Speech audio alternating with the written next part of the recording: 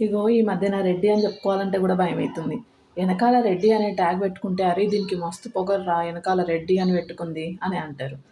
సరే అలా అని రెడ్డి అని పెట్టుకోకుండా పోనీ రిజర్వేషన్స్ ఇవ్వండి. రిజర్వేషన్ ఇస్తే మేము ఎక్కడ రెడ్డి అని కూడా చెప్పుకోము. అట్లా రిజర్వేషన్స్ ఇవ్వరు. ఇప్పుడు ముందు ముందు పాతకాలంలో రెడ్డి అంటే ఒక హోదా ఉంటుండే, అందరూ మస్తు ఉంటుండే. కానీ ఇప్పుడు రిజర్వేషన్స్ వచ్చినాయి. రిజర్వేషన్స్ వల్ల మా జాబ్లు ఏం లేవు. ఏవి అప్లై చేయాలన్నా ఇక రెడ్డీస్‌లో బాయ్స్ సంగతి అయితే చెప్పనే అవసరం లేదు. రెడ్డి బాయ్స్ ఎవరన్నా ఉంటే కింద కామెంట్ చేయుర్రి. ఇక రెడ్డీస్ బాయ్స్‌లలో రిజర్వేషనే ఉండదు. జాబ్ వచ్చిందంటే వాడిక తోపు. అట్లుంటది అన్నట్టు కథ. ఇక రిజర్వేషన్ అటు రిజర్వేషన్ మమ్మల్ని పనికి రానియ్యరు. రెడ్డిలల్లో పేదోళ్ళు లేరంటరా? పేదోళ్ళు ఉన్నారు కానీ ఈబీసీ అని అప్లై చేసుకోవచ్చు అని చెప్తుర్రు.